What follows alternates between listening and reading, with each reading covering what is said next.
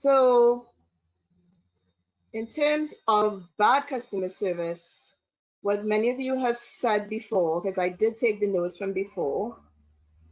Sorry guys, I seem to be going a little bit too far ahead and I just missed a couple slides. So let's see. Here we are. So bad customer service made Kavir feel very angry. Do some of you feel we would not ask KFC or big franchise for a discount? That's a discussion we can have in a little bit. But in terms of how you feel during bad customer service, many of you said angry, you felt bad, you wanted to give them a bad review, you wanted to retaliate, some of you wanted to cuss, some of you wanted to go put them on blast. You know, you all felt disrespected, you felt abandoned. And the reason why this is important is that we need to know how we would like our customers to feel after their interactions with us. Let's look at the good customer service interaction as a change. If you receive good customer service, you feel respected, you feel important. More than likely, you will want to repeat the sales there. You'll want to tell your family and friends about that place. Remember, we're applying these techniques to what will work for your business. You want people to have a good experience when they come to you. What is one of the major things that's on everybody's mind right now? What's going on right now worldwide? COVID and the bad economy, uncertainty, pandemic. So how do you think your customers are worried about these very same things? So if your customers are worried about these things and you are worried about these things, all right, how do we treat with this? What do we do? Do we run amok and do like Chicken Little and say, oh my God, the sky is falling?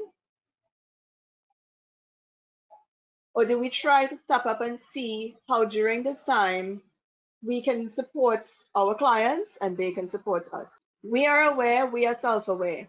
Are we so sure that our customers or that the people that are outside there that are interacting with us, that they will be just as sensitive? Do you think they care? We are aware, we are self-aware. Are we so sure that our customers or that the people that are outside there that are interacting with us, that they will be just as sensitive? Do you think they care? I see here someone says expect no. Remember, everybody's worried about, as you said just now, the economy, the pandemic, COVID-19. All right? I mean, going outdoors is such a big stress now. We have to suit up, wear our masks, sanitize furiously. When we come back home, even if I go to buy bread, I try to consolidate all of my errands so that I only have to go out like once every so often. You go to buy the bread and you have to clean that off, then you have to, you know, discard whatever, sanitize yourself. It's a whole process. It's good if your clients are conscious. My point is, you have to be aware that you, the same way you feel, your clients are feeling right now. We may all feel it to different degrees. Some of us are very anxious.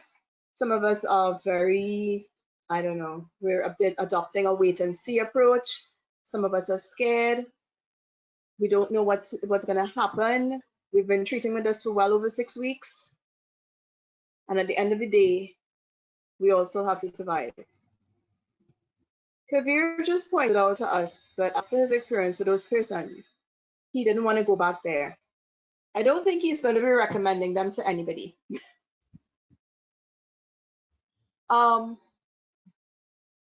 you guys had references from past clients that made you think, maybe word of mouth is the best way to advertise my business? Have you guys been realizing that? Do you have clients that have been with you for a very long time, even before you started to establish yourself as a designer? Do you see where maybe they think about new options that are coming out there, but they still come back to you? They just want to come back to Rennie. They just want to come back to Kizzy. They want to come back to San Brown. Then you're doing something right.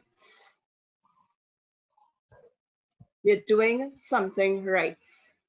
And this is what it's about. You're creating that right kind of customer relationship so that they will return to you. They will tell other people about you.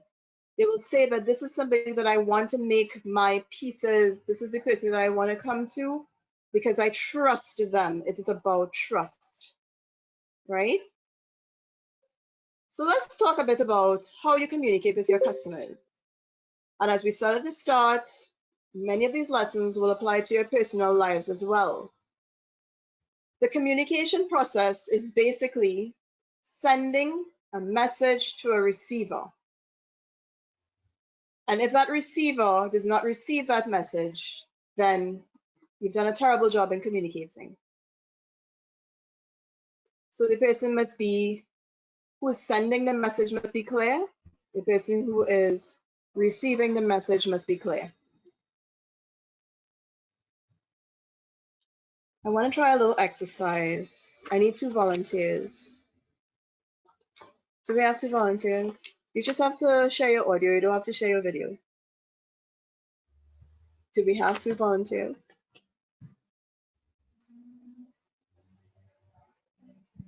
Don't all rush at once.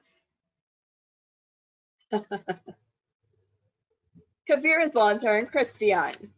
So let's see, Christian and Kavir, would you do me a favor? Please unmute your microphones. Just your microphones. I don't need to put you on the spot. Thank you, Christy. Hi. Hi, good morning. So Christy and Kavir, we're going to try a little experiment here. All right, we're going to talk a little bit about communication. Somebody pick a topic for me. Just pick a topic. What topic we're going to talk about today? Let's talk about what, boy? Let's talk about the last movie you saw. Is that too difficult? Oh, you know what? Let's talk about making masks. Is that something either of you are indulging in at the moment? I did only masks for my immediate family. Okay, what about you, Kavir? No, I haven't been doing masks because I just paint, so. Oh yes, I remember that. All right. All But right, I can so do it. okay, so here's what. We're gonna have a conversation with Christy and Kavir, right? And when I say go, you go. When I say stop, you stop, okay? And you're going to be talking about masks, anything to do with masks, either how you wear it, either how you're fed up wear it, either how it makes you feel, either how you really don't like the material, either how it's too expensive. Talk about something, but both of you are going to be talking at the same time. Ready? Are you ready? Are you Yes. ready? Okay, Yes, yes. ready? 1, 2, 3, go. That mask is really hard to breathe in. That I have. No, keep talking, keep talking, keep talking. Keep talking, just keep That's talking. way too expensive. But it has some pretty ones there. I don't know. Yeah. I see somebody wearing a mask underneath their nose. Level. All right, I think we've done enough. We can pause for a second. So let's try it a different way. Kavir, you talk first, and Christy listen, and then Christy, you will talk, and he will listen. Kavir, go. Christian, I would like you to make a mask for me that has fabric in it and some wonderful crochet fancy stuff that when I am able to go out again, I'll be able to rock a Christian crochet mask. What do you think about that, Christian? Not a problem. I can do crochet fabric mats and then put some crochet stuff on it. What I know you're into plants. You want me to do some plants on some crochet some plants on top of the mat? No, And I'll make sure it's comfortable. I want you to express your creativity. You do what you want. I want your vision. Oh, you want me to do what I want to do? Okay. Well, I know enough about your personality, so I will do something that I know that you would like. How does that sound? Thank you. That sounds excellent. I do want you to enjoy yourself. So don't do something I want. I want it to be a good experience for you. So it's all up to you. Okay, guys, so we're gonna pause here because I realized Kabir was trying to be very politically correct. Christy, thank you so much. So both of our volunteers, I want you all to tell the rest of us, well, not at the same time, of course, one or the other, what was going on when you all were talking both at the same time? What were you thinking? What was going on in your head? What were you doing? What was happening? Kavir, let me hear you first. I actually found it hard to think while she was speaking. What about you, Christy? Yeah. Christiane, were you hearing him at all, or were you just too busy concentrating on No, talking? I wasn't hearing him. I was just busy talking. I'm trying to talk louder than him. Right. So, ladies and gentlemen, that was our first exercise. If you're both talking, nobody's listening. Did we get that? Thank you, guys. Yes. You can go back on mute. Thank So, you. everyone, let's think about that. Are there cases where you're trying to speak to a customer, and when you're trying to talk to them, they're talking over you, or you're probably again you are talking to them and they're talking over you, they're talking over you, you're talking over them, nobody's hearing anybody, everybody's shouting, they're raising their voices, and then you're frustrated. Do we think that maybe there could be a better way to approach this type of situation? At least now you're aware that this is something you have to address. This, the communication exercise can only take place. Unless Lashona, he does. I don't know what I missed there. Kavir does get intimidated by sweets of, oh my God, y'all are having fun. I'm not even going to do that. So back to the lesson. If both of you are talking, none of you are listening. We just did that activity. Who is listening? How do we feel about that? Do we think that maybe now we understand that that is something that we have to look at? Have you ever heard this phrase? It's not what you say, but how you say it. Anybody ever heard that before? How many of us employ this? How many of us think about what we're going to say before we say it? How many of us just snap at somebody because we're having a bad day or they're accusing us of something wrong? Or maybe the customer asked you for an orange pen, and when they came, they said, no, we asked you for a purple ink pen or a purple mask or something. How many times do we face a situation like that and we have to answer those persons, right? I don't know if you'll be able to hear this audio, but you can at least look at what the comments has there.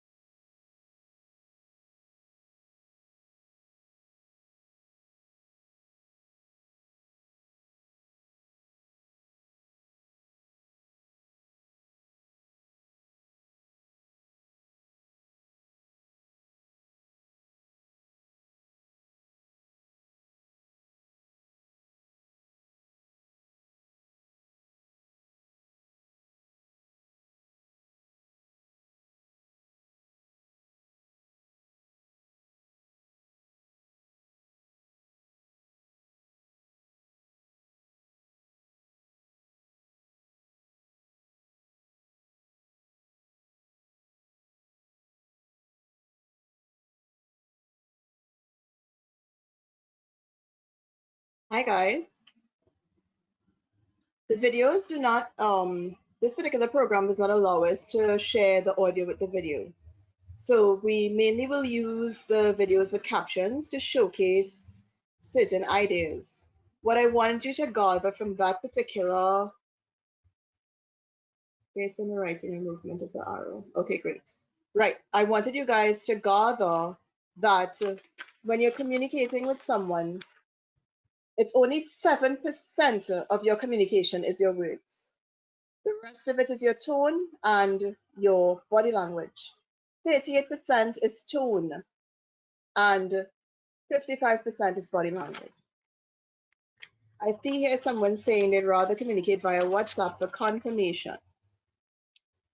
And in WhatsApp, no tone can be gathered, and that's very true. Let's look at this body language image here. You notice this gentleman in front, how he's standing with his arms crossed. If someone is speaking to you and their arms are crossed like this, more than likely you would not be receptive to hearing what they have to say. You might think that they're being judgmental to you, perhaps they are closed off from you. That's what this language means. You know, and reason why this is important is not just for you to translate how someone is feeling, but we want you to know how you are projecting yourself out there. Yes, you may be perceived as being too proud, and that may or may not be true. This particular guy here, he's wearing shades. I know many of us perhaps wear it like a fashion statement, but at the same time, is it that he doesn't want you to see his eyes? Are you aware that you can tell if someone is lying by looking into their eyes? Yes. All right. This one has her hands by her mouth. She looks as though not just as her hands is also crossed, her hands are also crossed, but not just that. She has a sly smile on her face as though she's trying to be deceitful. She's crossed her legs here, so this means she's probably closing off herself as well. It's very strange to think about your body being able to tell your thoughts. All right. This guy, well, you can see he looks like he's impatient. Maybe he's thinking you're stupid or whatever. This person here has a smile on her face, but she has her hands on her hips.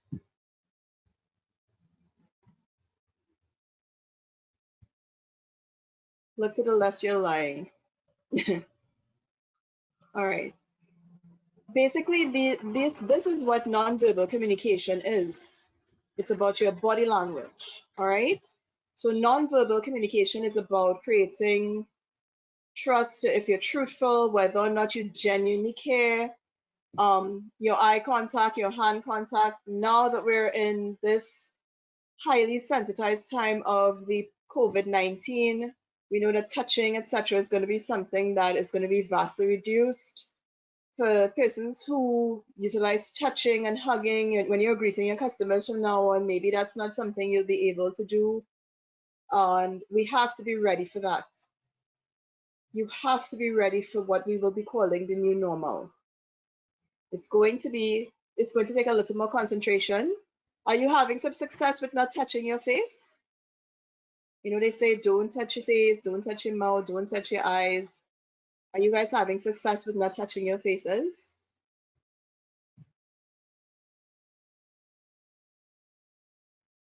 So think about it. When your clients start back coming to you, etc., what's going to happen? Many of you might have normally greeted them with a hug or a kiss or something like that, depending on how close your relationship is. Is that what you're going to do from now on? Is that something that you can afford to do?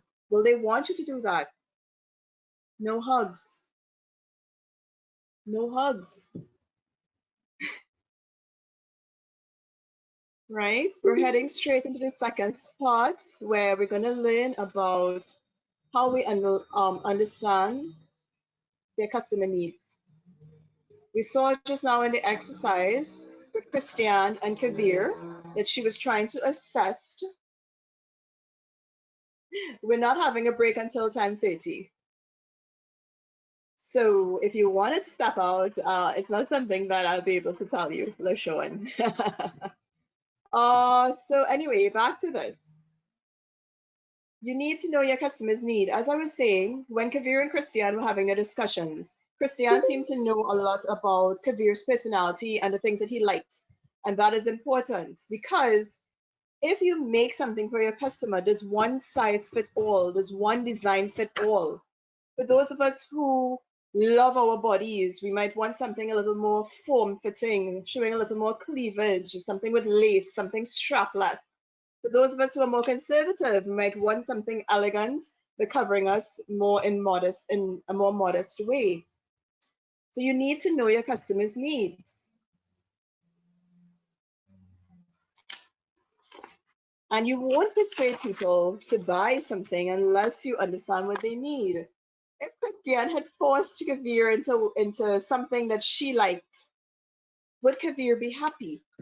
Do we think Kavir would have been happy if she had? I mean, he might have been a nice guy and taken it and gone off really quietly and politely, and not said anything and grumbled to himself and worn the mask and you know.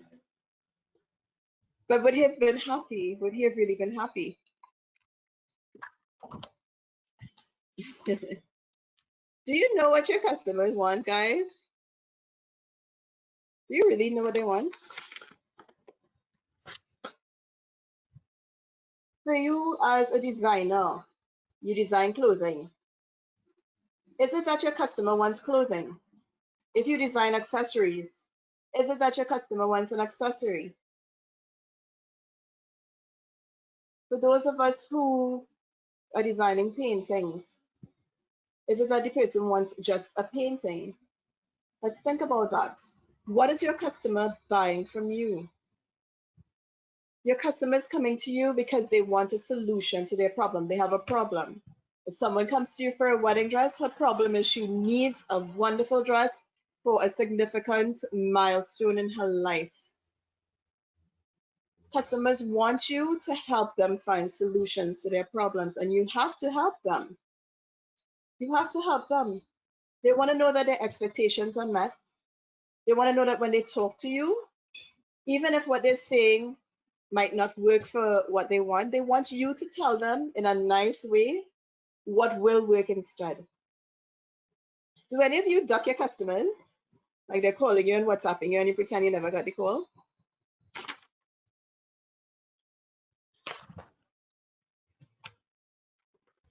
I'm just asking. Just asking. I'm glad. I'm glad so far the consensus is no. Because if you are a customer, you expect that you and your concern is treated with promptness, politeness, professionalism, and you get a personalized approach.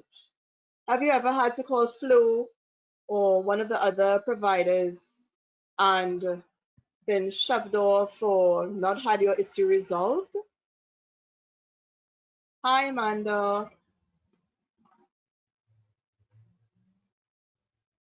Customer service is about taking the extra step before you are asked. Green dot, you've had experiences with green dots. All right, so we have a question from Amanda where she said that from a small business owner, the customer is not always right. There are two schools of thoughts on that. We are usually taught that the customer is always right. In most cases, it depends on how much you want to keep that relationship with that customer. If this is a customer that is causing you more stress than it is worth, then you need to fire that customer. So it's not about agreeing as though the customer is always right or not. You need to decide where your boundaries are and politely decline to do further work for that person. Do we have any thoughts on what I just said?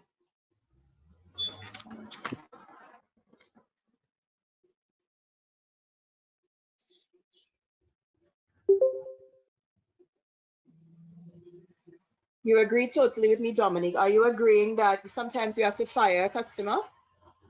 Thank you for the question, Amanda. Thank you, Dominique. I'm glad that you have confirmed that you agree with me. Yes, sometimes you have to fire the customer. So, Hi, good morning. hi, good morning. Who's speaking to me now? I didn't switch the This screen yet. is Albert. Hi, Albert. Jan. Good morning. Yes, I agree. Now I'm using my phone, so it means I don't have typing abilities That's at the okay. moment. Yes, I agree. There are some customers you have to do it out because they give you the impression because they're paying you, they can talk to you all how, they can treat you in a certain manner, show up whenever they want. And yes, and it's the strange thing about it, some of these are the well-paying customers, but Mm-hmm. somewhere along the line they feel that they're entitled to certain things because of who they are. And I am Mm-hmm. saying for the sake of peace of mind, yes, you have to fire some of them. Thank you very much for your contribution. Ladies and gentlemen, he spoke very passionately about how he felt. He made two very important points there. That sometimes these are the well-paying customers. In these hard economic times, sometimes we might want to hold our tongue and decide that no, we need to put food on the table and we will facilitate them one more time, another time, etc., etc. And the second thing he said is that they feel um, entitled because they know they can afford the service. But I mentioned something just now in response to Amanda's question. Where are your boundaries? Where are your boundaries? You need to decide what matters to you. There is no right response or wrong response. Your decisions are yours. You alone know what you have to treat with. You alone know how you have to psych up yourself to treat with these people. And you alone know what bills you may have to pay. But therein lies the risk. So you have to measure what these risks are and determine if you will keep this customer on, bite your tongue, or if it is you're going to, fire them. Are we in agreement? Remember we mentioned just now, it's not what you say, but how you say it. So I'm seeing here where we have persons talking about the fear that customers will put them on blast on social media, etc. And that's a very real thought. We will talk a little bit about how we treat with that because we're heading straight into something called touch points. A touch point is defined as any way that a customer interacts with you. So Amanda is mentioning here that the main causes of bad customer service relates to poor training, cultural elements, and miscommunication. We're covering a few of these in that one, you're attending this webinar today, which as you can see, we've decided to make very interactive, even though we're all virtual. Secondly, you just went through an exercise where we spoke about communication methods, and we'll talk a bit about miscommunication. And very importantly, cultural elements. Let me ask you guys something. Do any of you call your customers honey, sweetheart, darling, baby girl, lover, sugar, or any such endearment? No,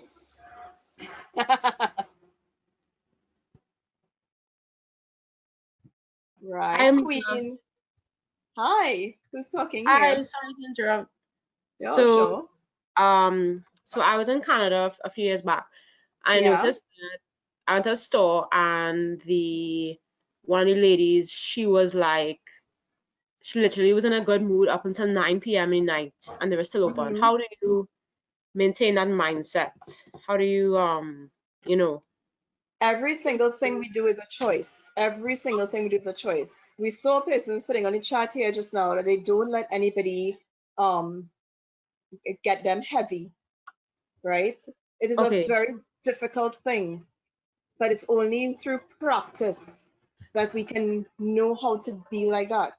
Even that lady that you're speaking about, we don't know if at lunchtime she went and she took a little 15-minute break, went to the washroom, probably washed her face, maybe had a little cry, maybe called her significant other or her child, or read a scripture, or maybe sang a song, psyched up herself again and went back out. We don't know, especially okay, during the stressful season. So ultimately, and I'm glad you raised that issue, we have to become aware that we have to work at this thing called customer service every single day, all day long, even when we're not feeling well. We have to make note of our triggers. Have you ever heard about the term hangry?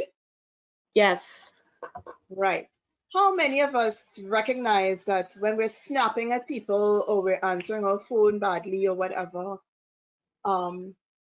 then, we realize, wait, I skipped lunch, or wait, I forgot breakfast, or maybe you had so much caffeine that you're like really buzzing because you want to finish a deadline.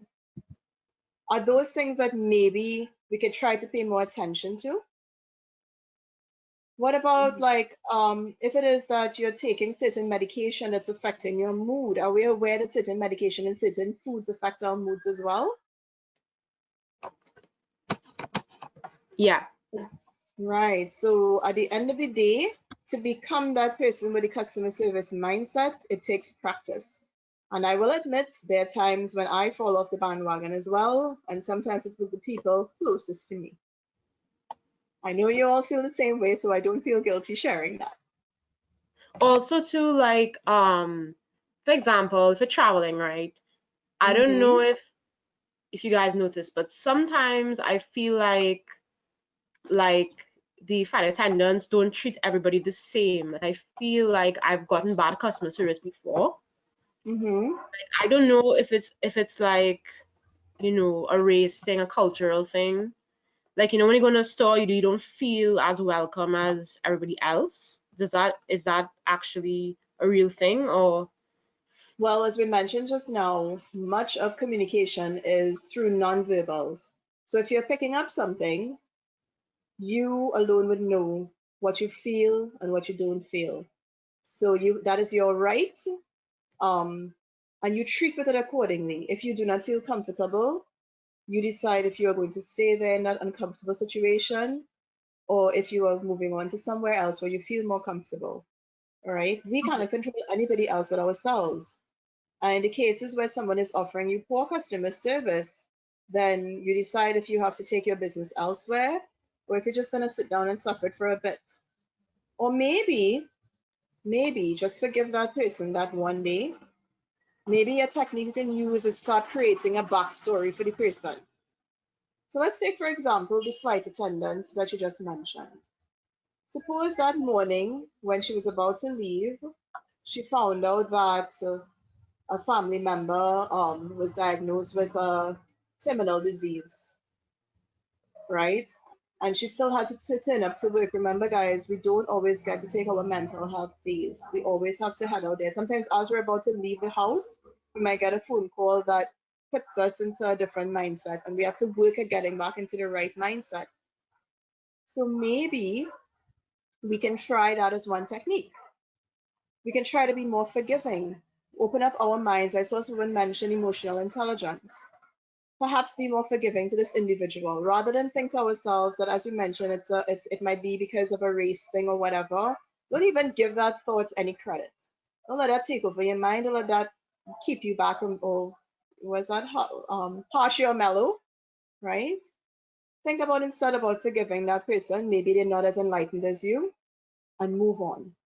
Okay. You're gonna get off that flight and you're gonna go your way. They're just gonna go on with the rest of the day, and you just forget them. Does that make sense? Yeah. Okay.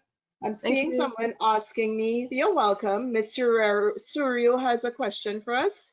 Please feel free. Go right ahead. I don't have a question. Are you hearing me? Yes, I am. Go ahead. Okay, good. Okay, great. So is just talking about where you said Having some where the water. flight attendant where the flight attendant may have gotten a call before she came in to Yeah. work that someone would have had a terminal disease or whatever. Yeah. I worked at TGI Fridays before I started this whole design business and whatever. And one of Mm-hmm. the theories, because they have loads of theories, and one of the Mm-hmm. theories they would have shared with us is called the employee cloak theory. Okay. And what that means basically is no matter what you would have gone through Mm-hmm. before you come to work, you need to get that cloak. They use that as a cloak. They use that as an example of what a cloak Like is. Harry Potter's invisibility cloak.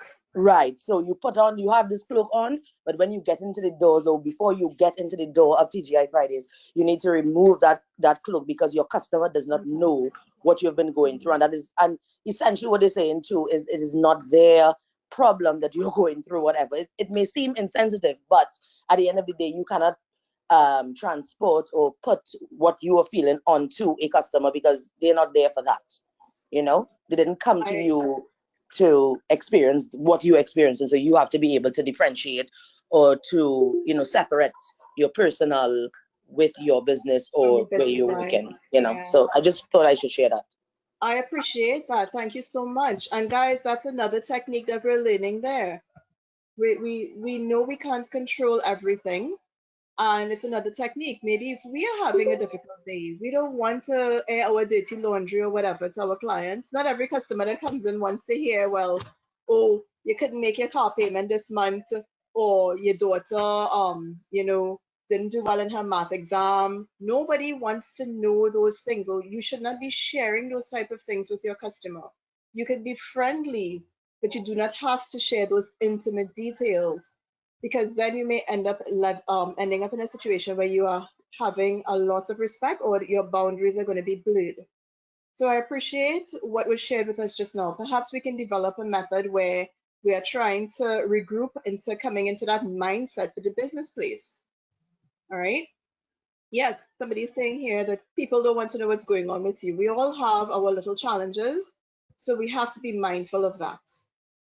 And guys, your touch points are everywhere that a customer can reach you, be it via social media. Are they seeing you on your clothing line? Does your clothing line have your branding on it, your packaging, your social media sites, your websites, your business place, right? Is this how most of you interact with your customers? WhatsApp, face-to-face, websites, right? And then we also have cases where we have planned meetings, which is where they're coming in for a consultation or coming in for to be trying on something or to pick up. And then we have the unplanned cases, which is where we might meet them outside at the supermarket, or they might just show up unannounced. And we know how that might be something that is a stress trigger. How do we feel about unannounced clients who show up without calling?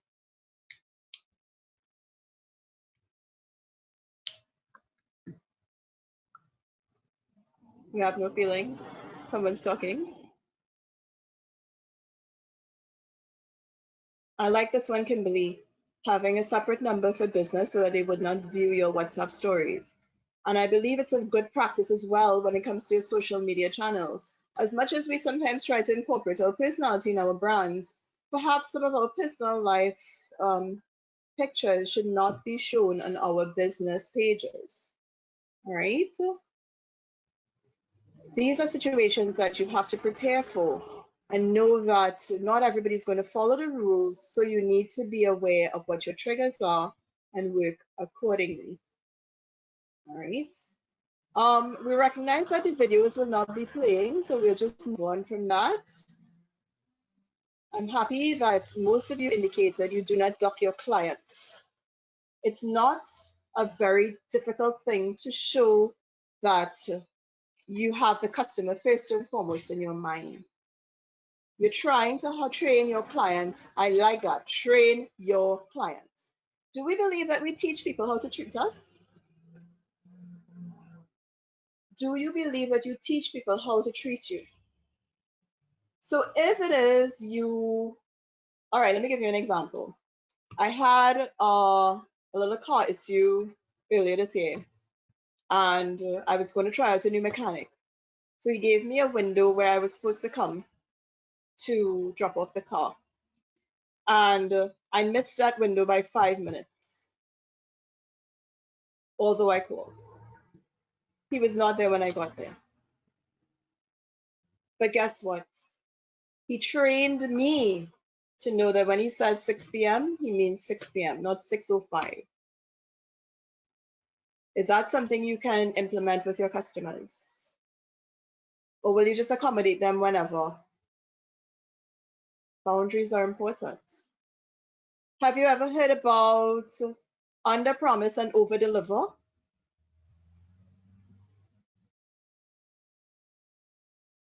under promise and over deliver. So don't tell them, yes, yes, yes, I'm going to finish this piece by Friday. And when they turn up on Friday, you haven't even cut the pieces yet. Hi, Sarah. Do we have that habit, guys? Do we say yes, yes, yes, yes, yes to everything because we don't want to lose the client? We want to make sure that we hook them, and when they show up, we have to disappoint them, or when they call us, we have to disappoint them. Are we those people?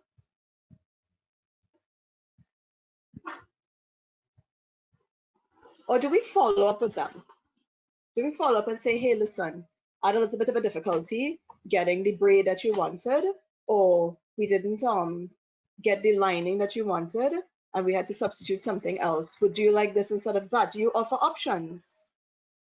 Is there somebody, if you can't make it, you say so. I'd rather somebody tell me upfront that they can't do something, or that something is not suitable for me, rather than have myself disappointed. The person that makes my clothing, my custom made clothing, is all the way in Arima, and I'm all the way in Central, and I make the effort. So she knows that because I'm making the effort to come from all the way in Chaguanas, we make our structured times when I have to pick up pieces or try on pieces. So, and be organized. How many of you have in your workshop, your workstation, your workspace, a notepad and a pen to jot down messages?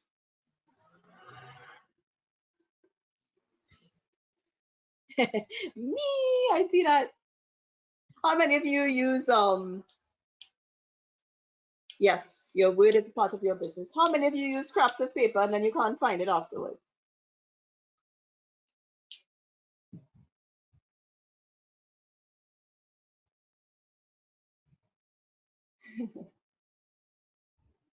I'd rather you have one consistent place that you record your messages and keep them together, perhaps in a little notebook or a little diary.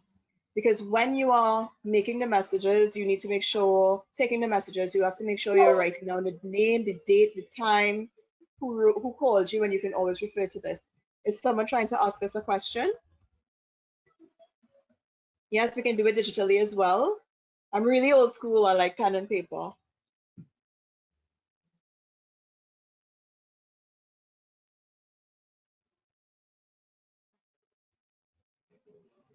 What about going a little extra mile? We mentioned just now that everybody is thinking about this COVID-19 and sanitation and hygiene. Many of you work from home. Are you going to allow people to come into your workspace and your household with their shoes on? Now that we have all these different hygiene concerns, are you going to allow them to come in with their shoes? So how are you going to let them know what is your new normal going forward? No, no, no. Are you going to allow them to come if they have even the slightest hint of a sniffle, a cold? Signage helps, you're right. So let's think a little bit about going the extra mile for these customers. Provide the slip covers, I like that. How many of you think about what your customer is going to experience when they're coming to your business place, either for the first time or when they are returning to your business place because they need to pick something up or perhaps they're dropping something off?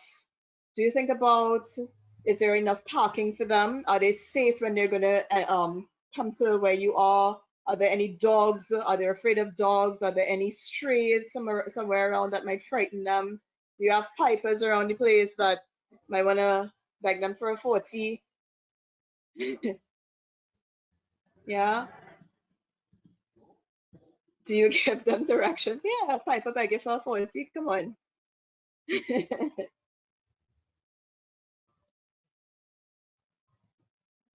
Let's think about this for a second.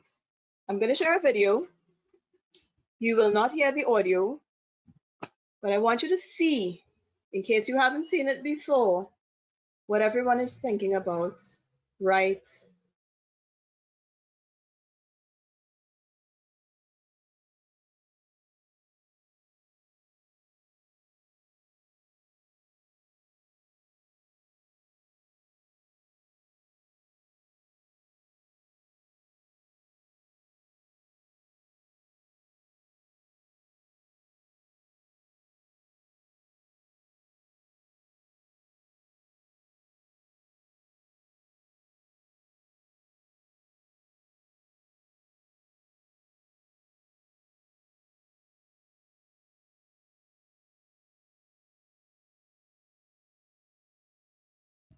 Okay, guys, so somebody sneezed, and this guy sneezed into his hand. The green is going to indicate how the germs are traveling.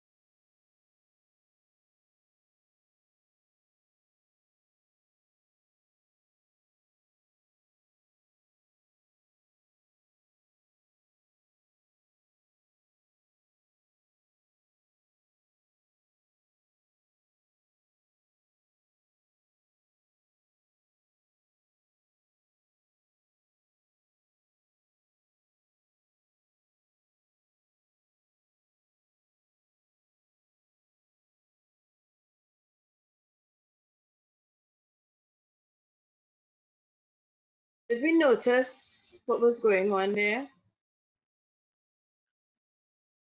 Did we notice that the germs passed on from one person to another? I'm pretty sure we're all overwhelmed with all the videos and the messages and the press conferences and all the messages that are being shared about this. I'm sure right now some of you have this on your desk.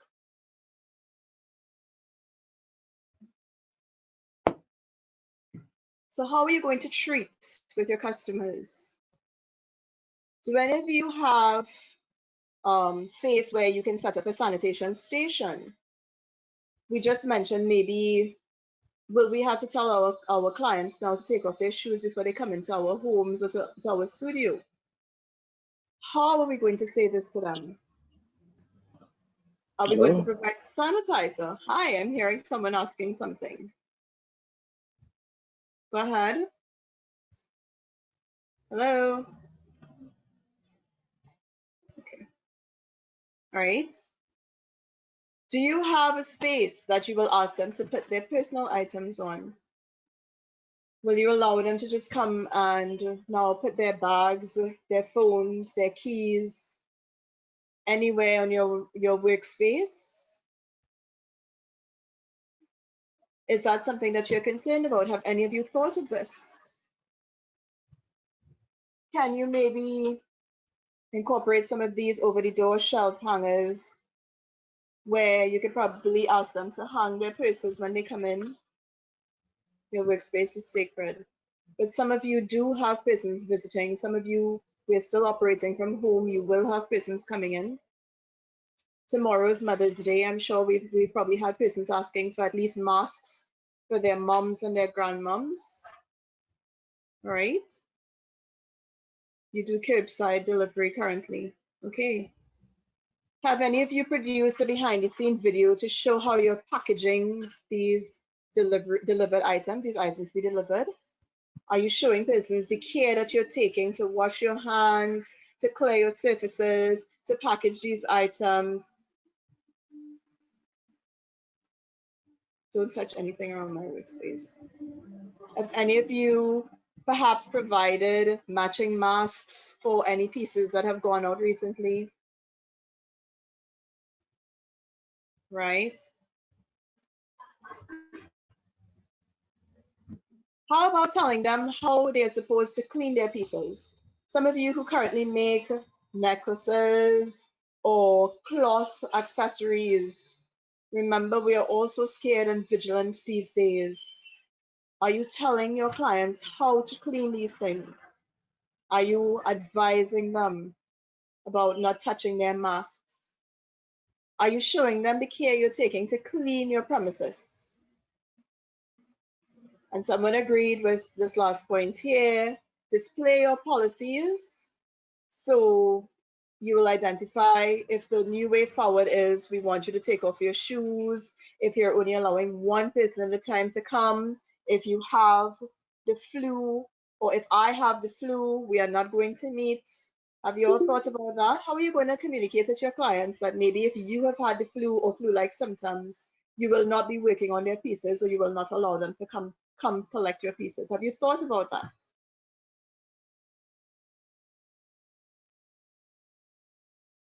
So it's sharing video time. Who would like to show me their sanitizer?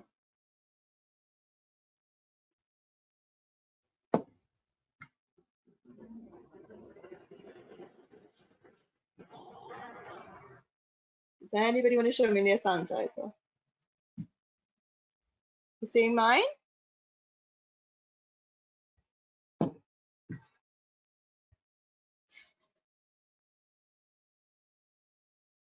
Nobody wants to show me their sanitizer. We had 3 people show us the coffee mugs this morning. I recommend, we're going to take a little break in a little while. I recommend that when you guys come back, you walk with your other items that they asked for so you can showcase to us. Let's see. You use Lysol all the time.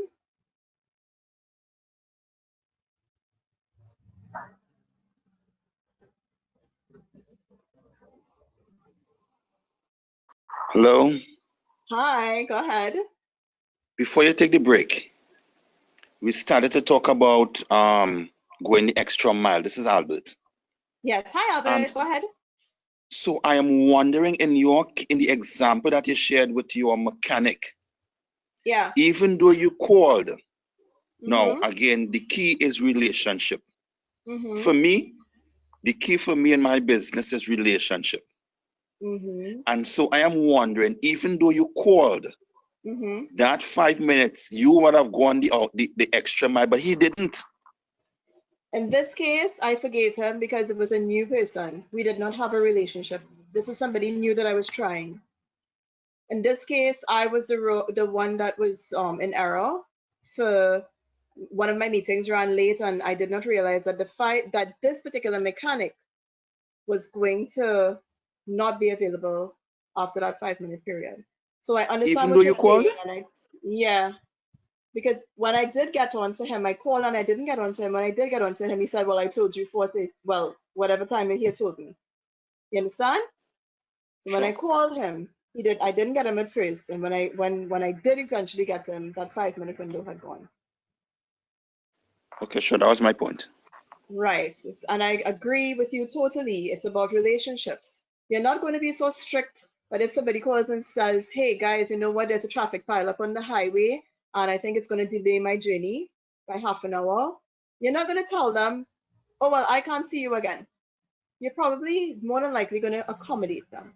But if every single time they're going to be late, what do they say? Once is a mistake, twice is a habit. Once is a mistake, twice is a habit. 3 times is a way of life.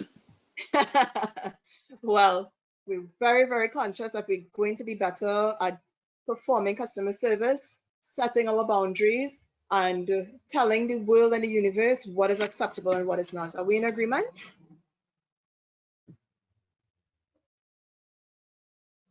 Trinidad culture, not at all, madam. I was here before 9 o'clock for your webinar. If I was now deeming it important for me to mosey on and say, "Hi, morning, you're ready to start," that would have been disrespectful to every single one of you. But this is important to me. I'm passionate about this subject, as you can tell, and I'm enjoying interacting with you guys today. And I can tell that you are just as enthused. So I see here that you logged on since 8:30. I see here that Amanda has shared what I asked for. 1 second, let me just scroll this down and read this back. Oh gosh, I think I misplaced it. Okay, so what I asked for, because we want to make this session as interactive as possible, we wanted persons to work. Sorry, go ahead. So this is basically my sanitation. Like the person could either wait here, which is outside, Yeah, right, or I walk to the gate and right, I have this outside, which right, I wipe wipes, down. Yeah, right, when they leave, I wipe down. Then I have one shoes that I go right, outside. Then I have, if they have wonderful, to come into the space, I have like a shoe on, a right, disposable mask. And then I Uh-huh. have my mask Right. that stays here. I have to exit. I like your setup. Yeah, when I come in here to the well, this is where the distribution, I have like a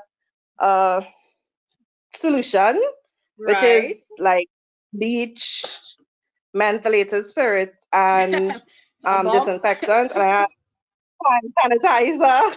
Uh-huh. Then I have like across here is like Paper disinfectant, and towel. the same solution that I Paper spray like towel. yeah, my paper towel is here in the setup, which Mhm. has like the Lysol. Oh God. Are you Then the reason we're running out of Lysol in the country? no, I don't think so. Then Okay. there's this, which is at the workstation here. Then these are the Uh-huh. sanitizers to the client. And then Very next to good. each machine, I have this Yeah. that I used like before. Uh-huh. Then there is at the drafting, Uh-huh. the Lysol, Your these video is breaking up a little bit. and some more bleach wipes. And where I draft, I have this. Same. So yeah, Thank you, Kimberly, for sharing with us. Guys, are we seeing that this is not yeah, well, new? This is not normal anymore?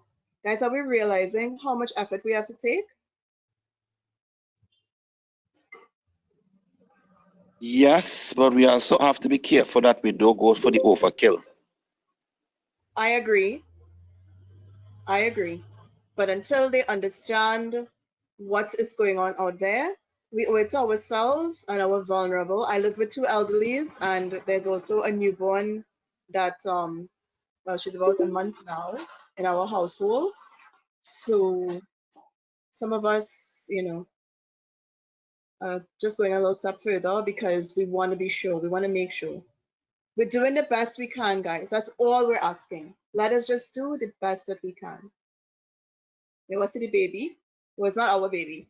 It's a niece. So yeah, no, we can't see the baby.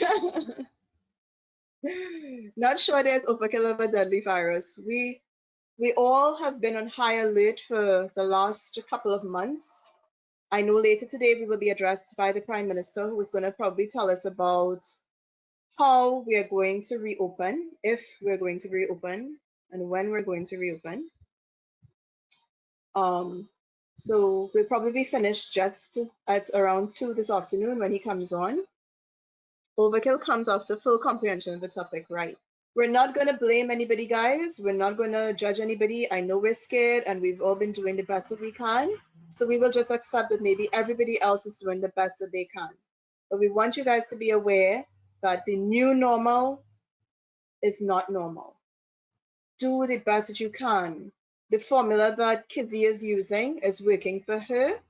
You employ your own formula. All right?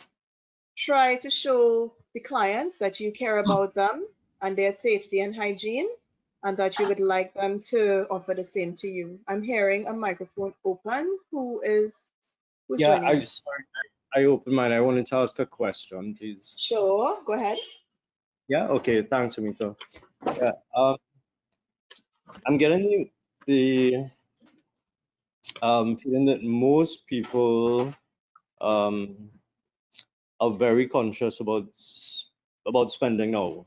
For example, I've had no um, expressions of interest in my work for Mother's Day, and I know some other people It's haven't either. understandable. It's understandable. We are all under a high stress situation, and as much as people might think that this has been a holiday, it is not. No, So no. you feel So what you if feel. Go ahead. okay, if this, I mean, I think that who knows, things are changing almost, well, every Let's say on a daily basis. on a daily basis, yeah. Yeah, let's just say, Well, let's agree to disagree. what I wanted to know was, what you thought about, because like for example, um, your previous you mentioned something about Mother's Day. Well, okay, I guess what I wanted to know was in this current climate, the way things are, what are there new ways that we could be serving our customers? I'm happy Because for the question. because I don't. I mean, besides a few people, I think people are so cautious. I think that they're so scared, whether it's right or not, whether they don't see the value of continuing to support small business, whether there's that I believe strongly in, but I think most people are just not going to be spending most. I am So sure that many of your colleagues have the same fear, yeah, I and I'm happy for the question because I actually was trying to do some research before I came on today to talk to you guys about your specific business category, the design creative industries. All right. if So you, let me share with you what I was able to find. You, I just want yeah, continue. You can continue. I just wanted to hear a little bit what you thought about how we can continue to serve. What does customer service look like in this climate, and how to, I mean, I saw was one designer who is actually making um, aprons, cooking aprons, and I thought that was smart because people are cooking at home much more now. But just what does customer service look like now? What is it that we can actually provide that they will value? Um, and yet, how do we encourage? And how do we make money? That's a very difficult question, and I'm happy that you're asking me. I'm going to share a slide with you because in my research, this is what I was able to find. You're asking a very key question, and I'm sure this is a fear that all of us have, and we're all adapting as best as we can. Bear in mind, we aren't supposed to be trading or doing business at all. You're right. Correct. You Yeah. are right. Okay. So I'm let's gonna. take a look. Okay, so let's take a look on what has been happening generally. During this, well, during a crisis, let's just say, consumer attitudes are more focused on staying at home and focusing on local. That works to your advantage. You guys are local designers. So people would more than likely would want to seek things internally to Trinidad and Tobago. That impacts on the supply chain. Your supply chain might be impacted as well, but it's to your advantage. You're right, Kimberly, they're not spending on luxury items. Persons who are older, they find because they're more vulnerable and they're more encouraged to stay at home, they would, you know, limit human contact as much as possible. Even myself, I found that when I went to the grocery, I had my list because, as I said, I'm a pen and paper girl. And because it's so stressful, first you have to gear up, then you have to go stand in a long line, socially distanced. Then you have to go into the supermarket, maybe through one entrance, and remember to keep a 6 foot space between you and anybody else. You have to remember to maybe sanitize your hands, sanitize the cart, look at your list, pick up the item, wonder if you forgot anything, and then when you reach home, you sanitize all of that and pack it away. I'm pretty sure much of this journey is shared by, well, most of you. We're recognizing now that the general attitudes are they want to reduce their purchases. So, as Kavir pointed out, how have people adapted to this particular thing? There are industries, I've looked at the American examples. Forgive me, this is how I've kept current because persons who were from the industry that I'm in, which is the event industry, have tried to adapt to this new normal.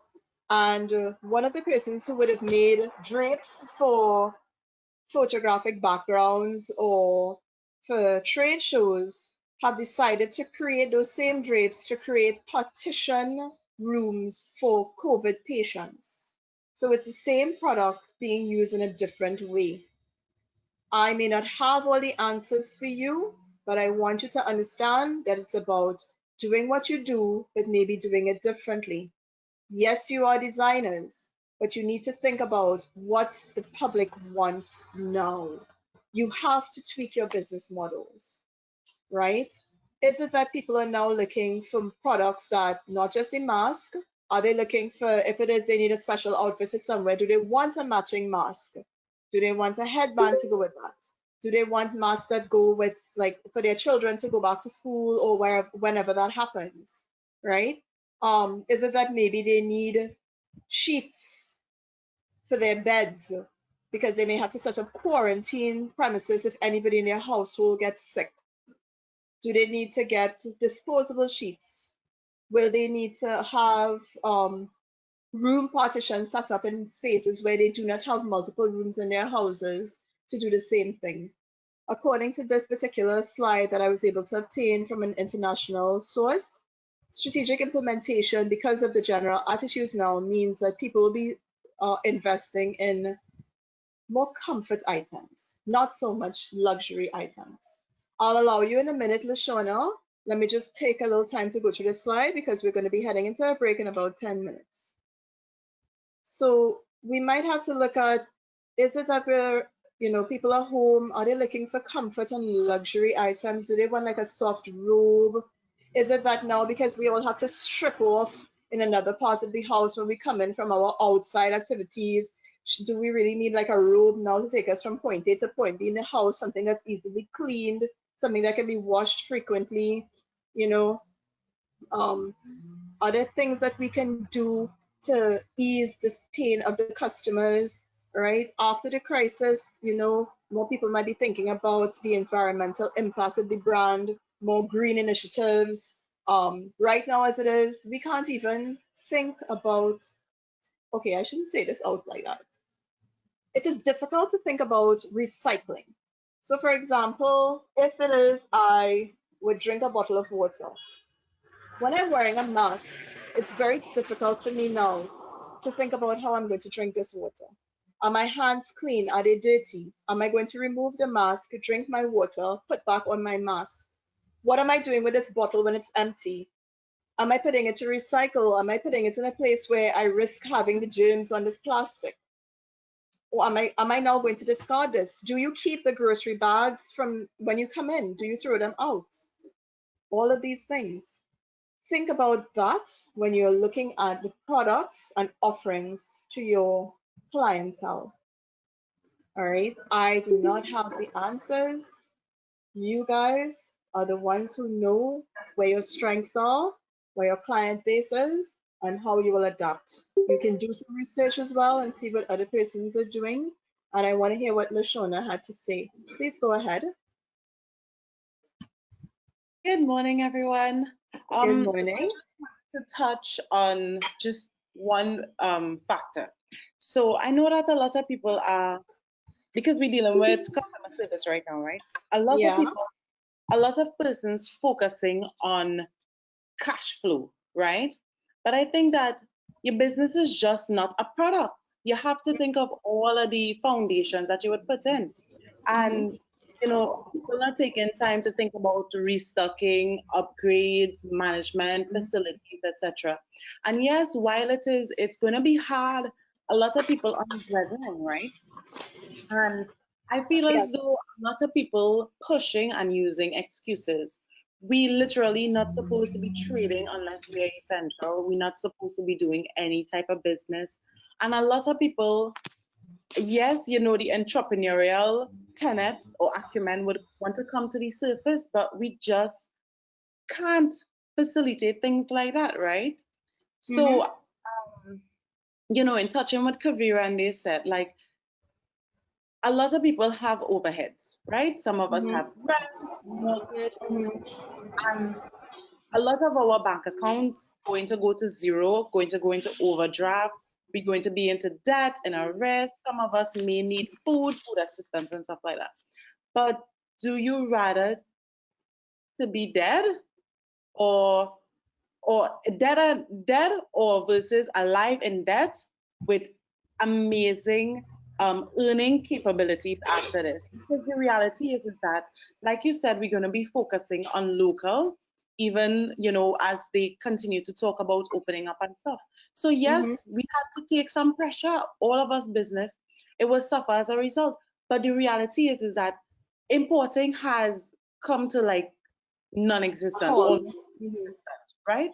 Everybody gonna be trying to source everything locally. So it means that you had a little starvation period, but when this open back up, even if it open back a little bit, you are going to experience abundance and plentiful.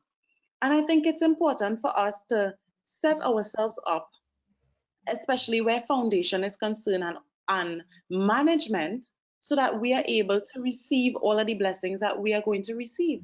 Yes, we all under pressure. All of us under pressure, everybody.